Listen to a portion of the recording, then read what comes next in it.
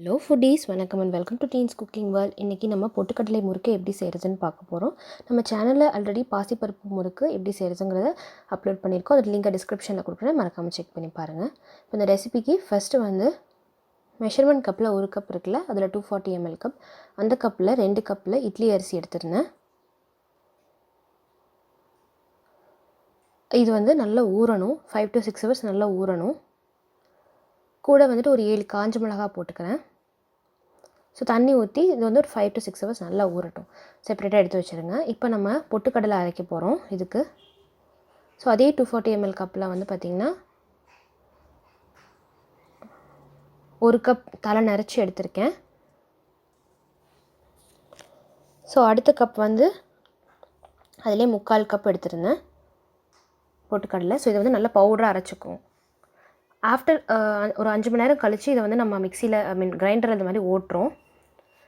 தண்ணி வந்து நிறைய விட்டு அரைக்காதீங்க. நம்ம இட்லி மாவுக்கு எவ்வளோ நல்லா திக்காக வந்து கெட்டியாக அரைப்போம் அந்த மாதிரி அரைக்கணும். ஸோ வந்து கூட வந்து உப்பும் சேர்த்து அரைச்சிக்கிறேன். கல் உப்பு சேர்த்துக்கிறதுனால நான் வந்து இதோடய டேரெக்டாக போட்டு அரைச்சி எடுத்துக்கிறேன். இப்போ அந்த மாவை செப்பரேட்டாக எடுத்தாச்சு. அது கூட நம்ம அரைச்சி வச்சுருந்தோன்னா பொடியாக பொட்டுக்கடலை, ஸோ அதையும் சேர்த்து நல்லா மிக்ஸ் பண்ணி நல்லா மாவாக நல்லா பிணைஞ்சிக்கணும். இது ரெண்டும் நல்லா கெட்டியாக பிணையும் போது நல்லா வந்து இந்த மாதிரி மாவு மாதிரி நல்லா வந்து சூப்பராக பைண்ட் ஆகிடும். நீங்கள் ரொம்ப தண்ணியாக மாவு ஆட்டிட்டிங்கன்னா உங்களுக்கு இந்தளவுக்கு பதம் வராது. ஸோ அதனால் மாவு வந்து கொஞ்சம் திக்காக இட்லி மாவு மாதிரி ஆட்டிக்கணும். இப்போ வந்துட்டு 30 கிராம் பட்டர் சேர்த்துக்கிறேன். நல்லா சாஃப்டாக இருந்துச்சு பட்டரு. நல்லா வந்து ஈவனாக ஸ்ப்ரெட் பண்ணி எடுத்துக்கோங்க. கூட ஓமம் ஒரு 2 டீஸ்பூன் ஓமம், அப்புறம் கருப்பு எள்ளு 2 டீஸ்பூன் கருப்பு எள்ளு, அதையும் சேர்த்து நல்லா பிணைஞ்சிக்கலாம். மாவு இப்போவே வந்து ஓரளவுக்கு சாஃப்டாக இருக்கணும். நம்ம நெக்ஸ்ட்டு சூடாக காய்ச்சின எண்ணெய் சேர்க்க போகிறோம். அது சேர்க்கும்போது இன்னும் நல்லா சாஃப்டாகிடும். ஸோ இது நல்லா மாவு பிணைஞ்சிட்டு இருக்கும்போது எண்ணெய் வந்து நல்லா காய வச்சுக்கோங்க. நல்ல ஆயில் வந்து நல்ல ஹீட்டாக இருக்கணும். ஸோ இப்போ நம்ம ஆயில் ஊற்ற போகிறோம். எண்ணெய் வந்து இதில் ஊற்றுனதும் அப்படியே பொங்கணும், துரன்னு பொங்கணும். அந்தளவுக்கு சூடாக இருக்கணும். இப்போ நான் ஊற்றுறேன். ஒரே ஒரு குழிக்கரண்டி எடுத்துருந்தேன். நம்ம நார்மலாக குழம்புலாம் ஊற்றுவோம்ல, அந்த மாதிரி ஒரு குழிக்கரண்டி.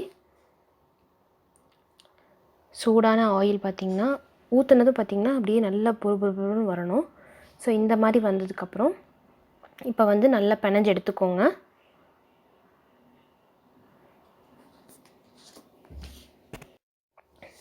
இந்த அளவுக்கு கொஞ்சம் நல்லா பிணைஞ்சிக்கோங்க. ஸோ இன்கேஸ் மாவு வந்து இது நீங்கள் வந்து கொஞ்சம் மாவை வந்து அந்த மாவு பிழியறதுல ஊற்றி வந்து நீங்கள் பிணைஞ்சு பாருங்கள். கொஞ்சம் ஹார்டாக இருந்ததுன்னா இன்னும் கொஞ்சம் வந்து சூடான ஆயில் சேர்த்துக்கோங்க. இன்கேஸ் உங்களுக்கு அது கரெக்டாக இருந்துச்சு அப்படின்னா நீங்கள் இன்னும் கொஞ்சம் இந்த மாதிரி ஆயில் சேர்த்துக்க தேவை கிடையாது. எனக்கு வந்து இன்னும் கொஞ்சம் தேவைப்பட்டுச்சு. நான் கொஞ்சம் எடுத்து பிழிஞ்சு பார்த்தேன். அதில் கொஞ்சம் தேவைப்பட்டதுனால அதே குழிக்கரண்டியில் சும்மா ஒரு 1/4 கரண்டி விட்டு இந்த மாதிரி நல்லா பிணைஞ்சிக்கிட்டேன்.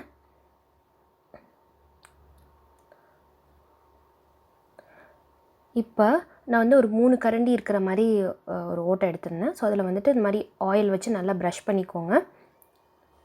ப்ரஷ் பண்ணிவிட்டு இப்போ மாவை வந்து வச்சிங்கன்னா உங்களுக்கு வந்து நல்லா சாஃப்டாக இருக்கணும். மாவு பார்க்கும்போதே நல்லா சாஃப்டாக இருக்குல்ல. ஸோ இப்போ மாவை நம்ம பிழிய போகிறோம். ஸோ மாவு பார்த்திங்கன்னா கையெடுக்காமல் பிணைங்க. ஸோ எனக்கு வந்து கேமரா நடுவில் ஷேக் ஆகிடுச்சு. ஸோ அதனால் நான் விட்டுட்டேன். பட் ஆனால் கையெடுக்காமல் பிழிஞ்சிங்கன்னா இன்னும் சூப்பராக வரும். இப்போ வந்து இன்னொரு பேட்சில் இந்த மாதிரி நீட்டாக பிணைஞ்சு வச்சுருந்தேன். ஸோ அதில் எண்ணெய் சூடாக இருக்க எண்ணெயில் வந்துட்டு நம்ம போட்டு எடுத்துடலாம். இன்கேஸ் மாவு ரொம்ப தண்ணி ஆகிடுச்சு, உங்களுக்கு சரியாக பைண்டிங் வர மாட்டேங்குதுன்னா பொட்டுக்கடலை மாவு எக்ஸ்ட்ரா வச்சுக்கோங்க. அதை வந்து நீங்கள் வந்து போட்டு நல்லா மாவை கொஞ்சம் கெட்டியாக பிணைஞ்சு நீட்டாக போட்டு பிணைஞ்சு எடுத்துக்கோங்க. ஸோ பார்த்திங்களா, சூப்பராக இருந்துச்சு முறுக்கு. செம்ம சாஃப்டாக டேஸ்டியாக. ஸோ வீட்டில் செஞ்சு சாப்பிட்டாலே நான் கொஞ்சம் ஹெல்த்தி தான் கம்பேரிட்டிவாக வெளியில் செஞ்சு சாப்பிட்றதுக்கு, எண்ணெயில் பொரித்து சாப்பிட்டாலுமே. ஸோ அதனால் இது மாதிரி வீட்டில் வந்து ஃப்ரம் த ஸ்க்ராட்ச் செய்கிறது ரொம்ப ரொம்ப நல்லது, ரெடிமேட் மிக்ஸ் வாங்காமல். அண்ட் இந்த மாதிரி நிறைய இன்ட்ரெஸ்டிங் ரெசிபீஸ் நம்ம சேனலில் ஆல்ரெடி அப்லோட் பண்ணியிருக்கோம், அண்ட் இனிமேலும் அப்லோட் பண்ணுவோம். ஸோ இதெல்லாம் சப்போர்ட் பண்ணுற மாதிரி நம்ம சேனலில் சப்ஸ்கிரைப் பண்ணி சப்போர்ட் பண்ணுங்கள். அண்ட் இந்த ரெசிபீஸை நீங்கள் ட்ரை பண்ணிங்கன்னா பிக்சர்ஸ் எடுத்து இன்ஸ்டாகிராம் பேஜில் மெயில் ஐடிக்கு மறக்காமல் வந்து இதே மாதிரி இன்னொரு இன்ட்ரெஸ்டிங் வீடியோவில் சந்திப்போம். ஸோ அது வரைக்கும் பாய்.